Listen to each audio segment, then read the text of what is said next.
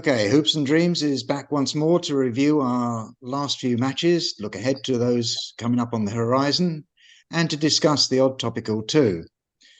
Of course, I couldn't do this without someone to talk to, and this podcast special guest is George, who I met last season in Wetherspoons at Shepherd's Bush.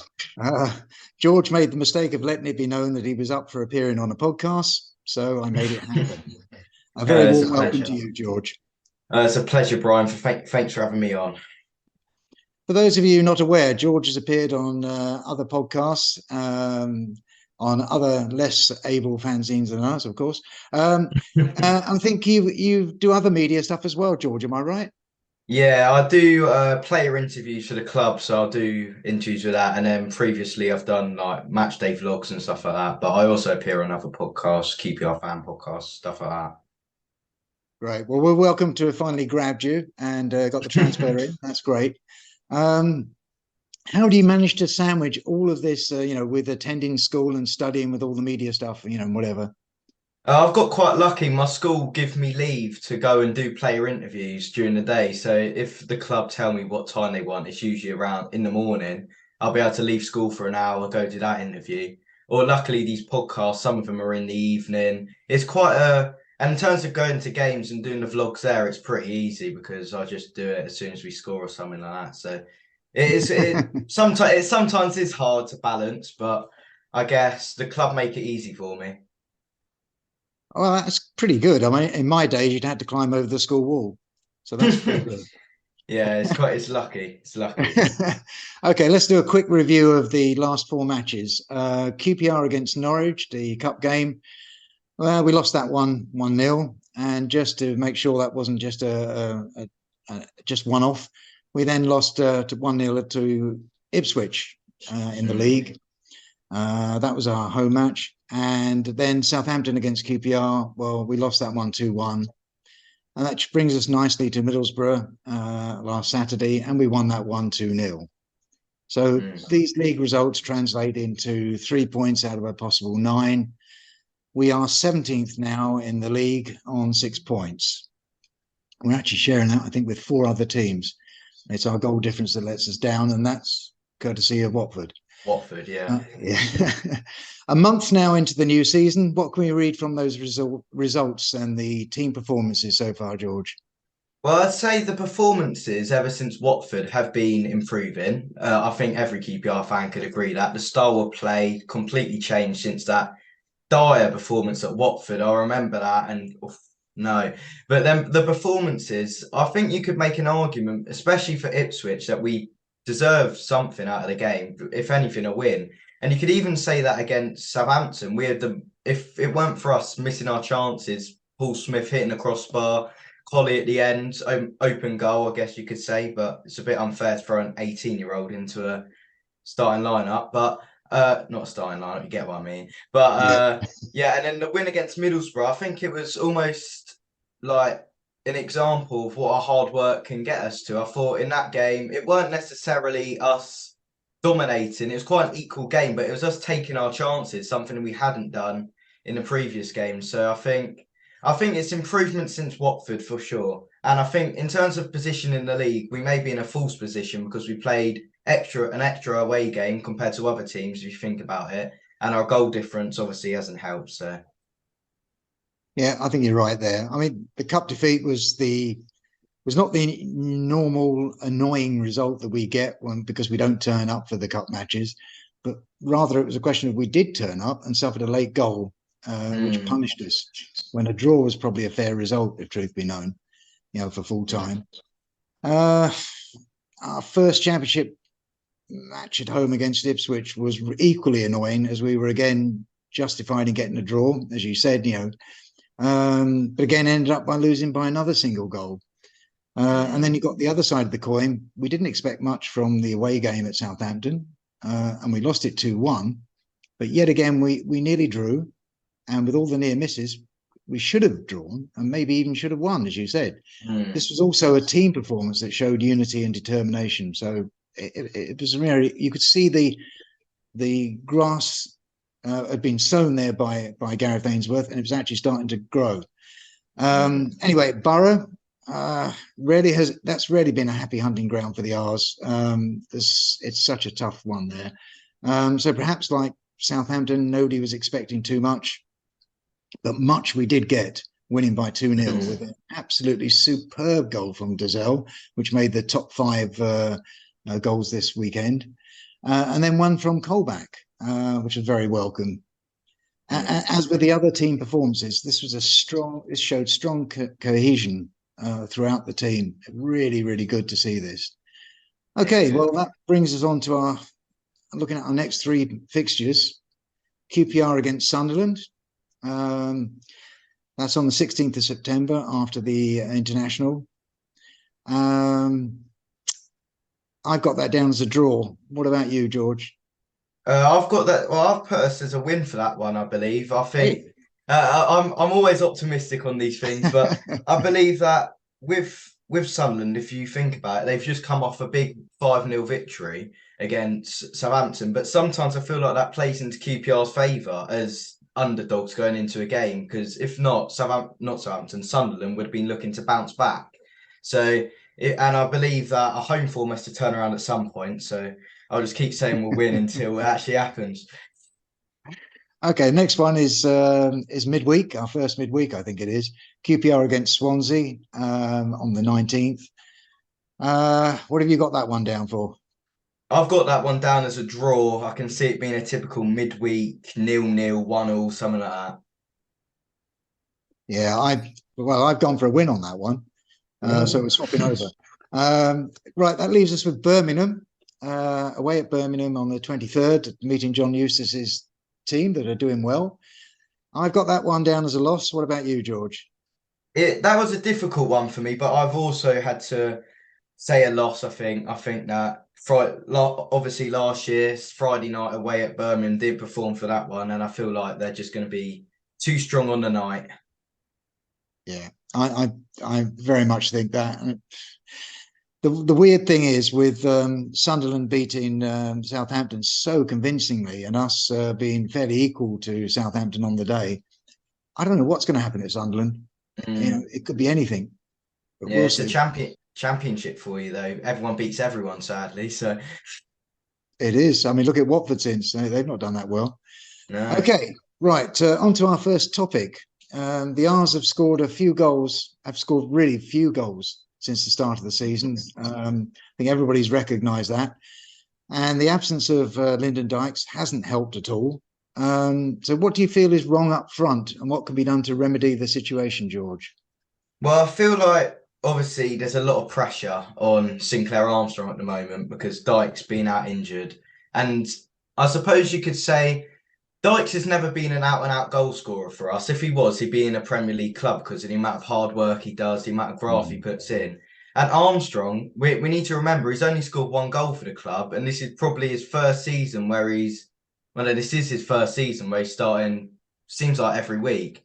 And for me, it seems like when our creative players behind, our Chairs, our Willocks, I would say Richard, but Richard's God knows where he is. But our creative players behind, when they're not on form, it's so difficult to score goals because Dykes, yeah, he's good with headers and stuff, but he's never going to be that Austin player. He's not going to be that poacher. He's not going to pull it away. And I've always said with Dykes, he's better when he hasn't got time to think about it. If he's running through on goal, he's likely going to miss it because he overthinks it.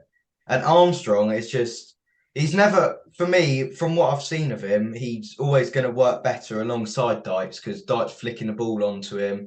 And I don't know whether you've seen Armstrong's timing for hold-up play, but he cannot jump and header a ball at all.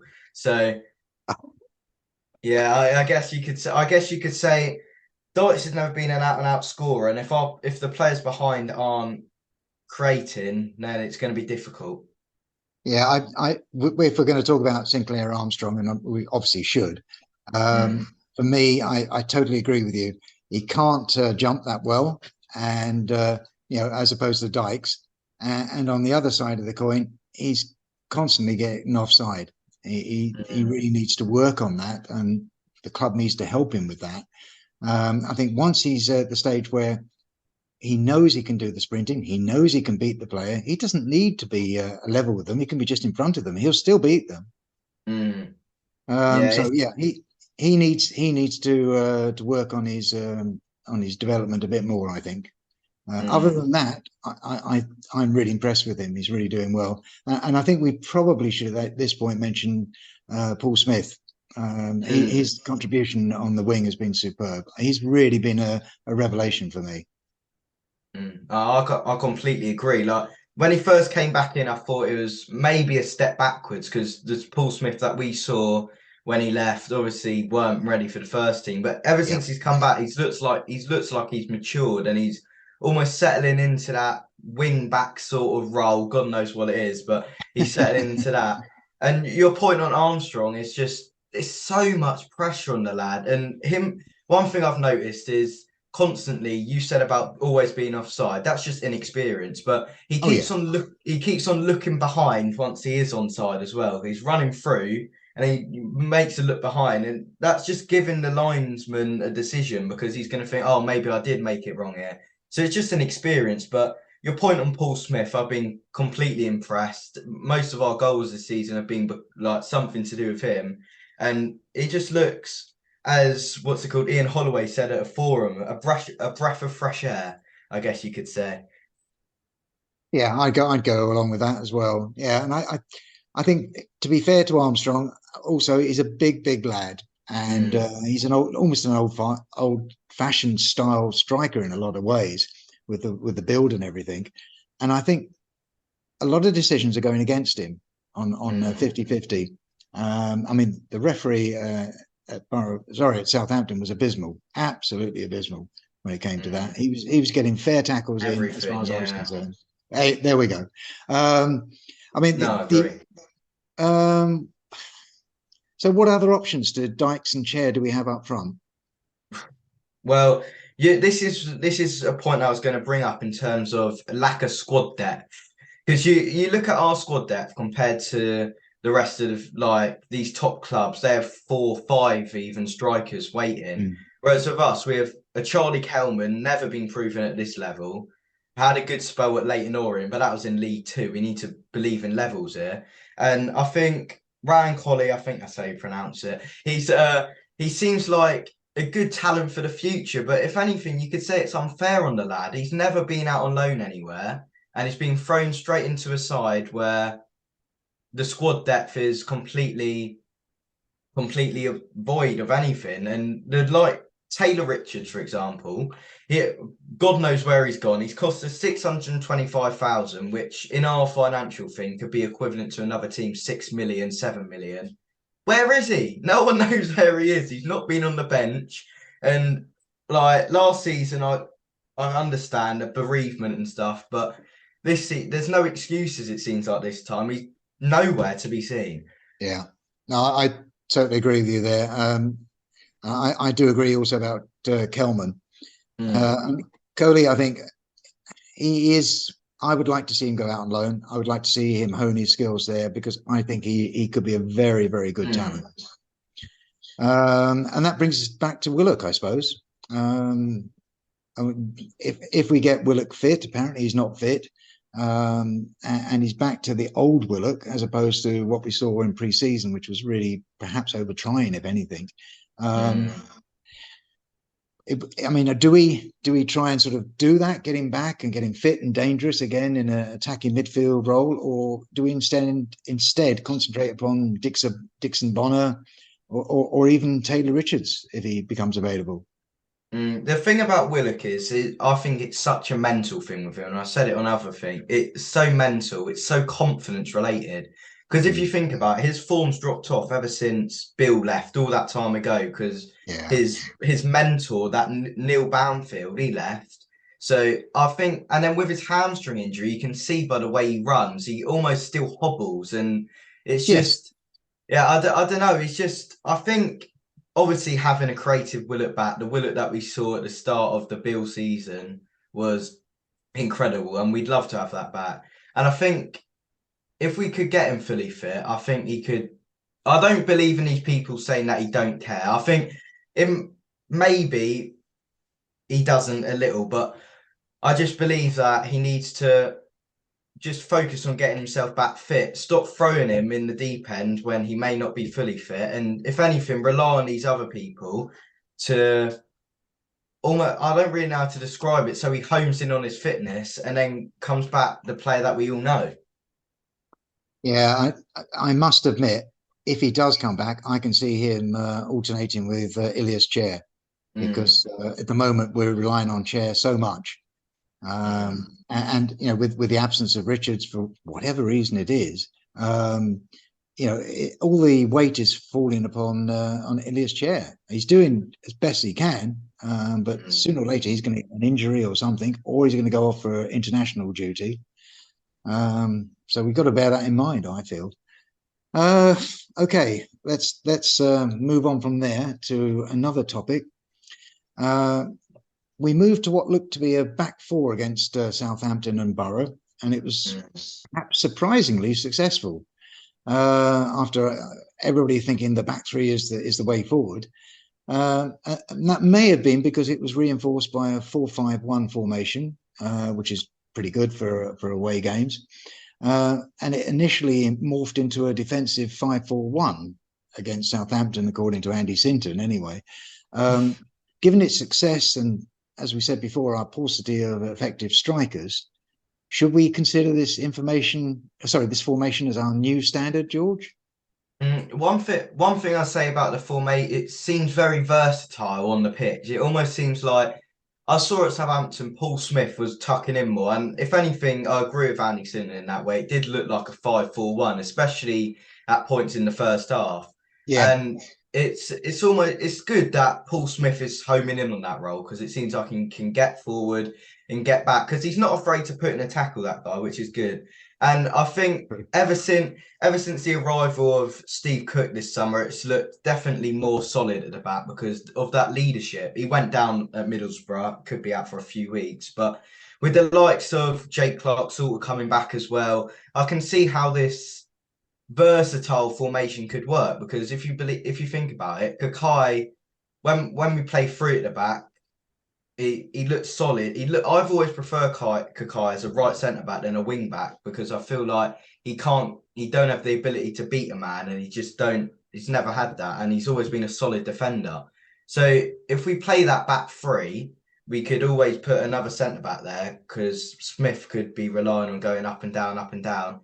It's just, and then I suppose in attack it could turn into a back four, because then Smith could be a winger further up the pitch. It's just completely something I never thought Ainsworth could think of, to be honest. Seemed very versatile.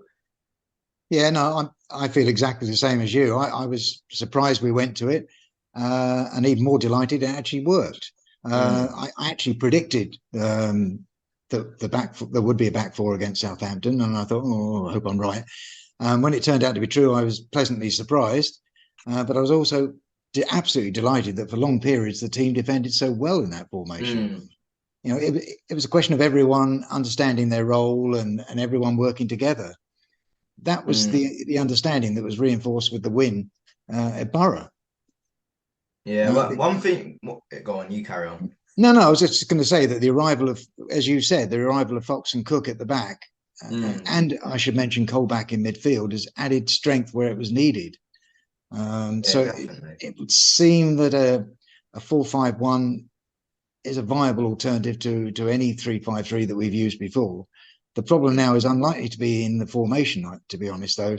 I think it's going to be the ability to score.